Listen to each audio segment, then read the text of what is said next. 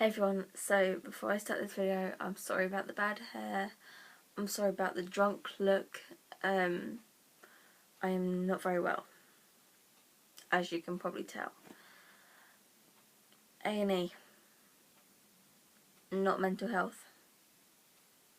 This isn't mental health related, so if you came from a mental health video, all of those will be back up ASAP, but if you want to know why they won't be up for a couple of days, well, I'll try and get one up tomorrow if I can, if I'm feeling up to it. I'll try and get one up tomorrow, but watch this video to see why there won't be as many for the next week or so. So on, where are we? Wednesday.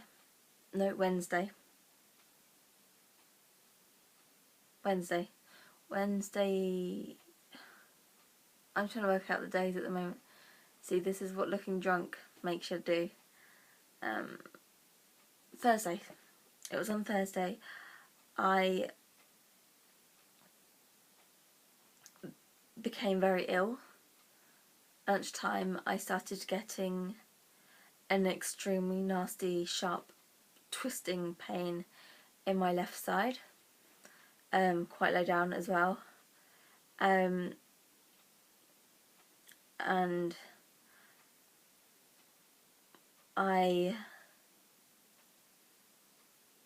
it was excruciating. And then I didn't actually say anything to my mum. And then somebody else told her and she found out and blah blah blah. And then on the Friday I made an emergency appointment at the doctor's because it was still the same, and she sent me to A&E straight away.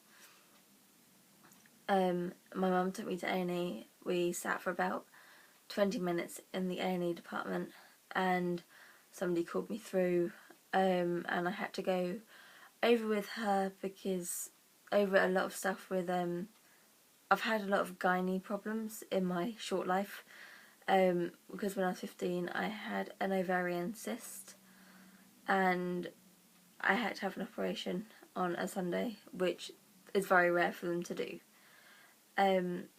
So that's why with this pain I panic because I worry it's going to be the same thing again. So yeah, so I wasn't expecting to stay in, but I was. I then was sent back out, and then they called me through about an hour later, and they actually got, this time, they got a proper gynaecologist, consultant person, doctor person to come down and see me, and he has to do all the blah blah examinations and stuff, and he actually said that I was staying in overnight. So yeah, and I had a drip in my hand. It was really weird because I couldn't drink anything myself. I couldn't drink or eat. Part of it was because they wouldn't allow me to in case I needed an operation, and part of it was because I just couldn't face eating or drinking. And this is where the mental health part comes in, because my eating disorder goes, well, at least this way it's not you that's doing it, it's other people are encouraging you, so this is a good thing. You know, my eating disorder kind of does that, and it's like I know that's wrong for me to do because I'm ill and it's not to do with, but my eating disorder is still there. Just because I'm ill, it doesn't go away. None of my mental health goes away just because I'm sick, you know. So I had a drip in overnight and I was all wired up and had an IV and everything, and it was so painful because my hand this evening feels really bruised, and I have like a little hole there. Anyway, basically I am having a scan on the Monday to see if it is a cyst or whatever else it could be, and if it is a cyst it will be removed on the Wednesday because they have a slot in theatre waiting for me if it is. Pretty much my day. Yeah. So that's what's happened with me. And I'm in agony right now.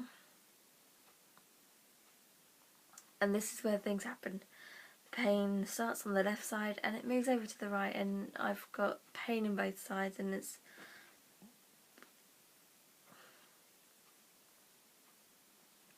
really painful. So I'm going to shut the video off.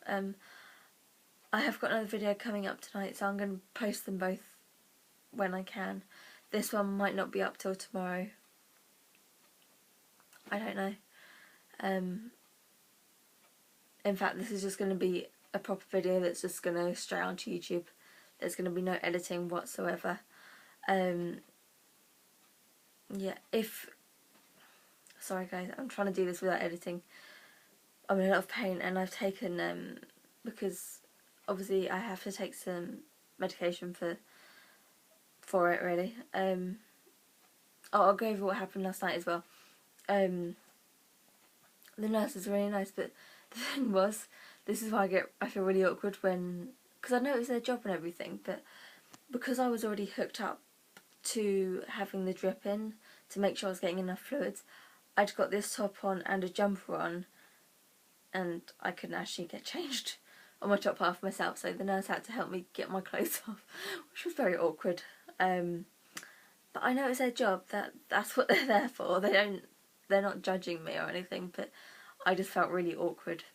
But she was so sweet. And yeah. And then what else happened? Yeah, it wasn't a good night's sleep. I mean, I'm used to not sleeping. You guys know I have 4 hours sleep normally. But this last night, I don't even know what happened with my sleep, because when I'm in a hospital, normally only on the first 2 nights I cannot sleep, but I then get used to it. Yeah, there was another nurse who was so nice. He came in and checked on me, and he had to change my fluids twice in the night because I was so dehydrated. I think that's what he said. It was because I was so dehydrated with not being able to drink anything that he had to change it. So I was like, okay then. Had some very sexy pyjamas. Very sexy indeed. They were literally white pyjamas because I had to borrow them from the hospital because I was not prepared to be going, because I didn't think we were going to... Neither Mum or myself thought I was going to be staying overnight. We just thought I was going to go in, they were going to give me pills and be sent home again, which is not what normally happens. So I'm glad they're taking it more serious this time. So yeah, it had just hospital use only in different colours.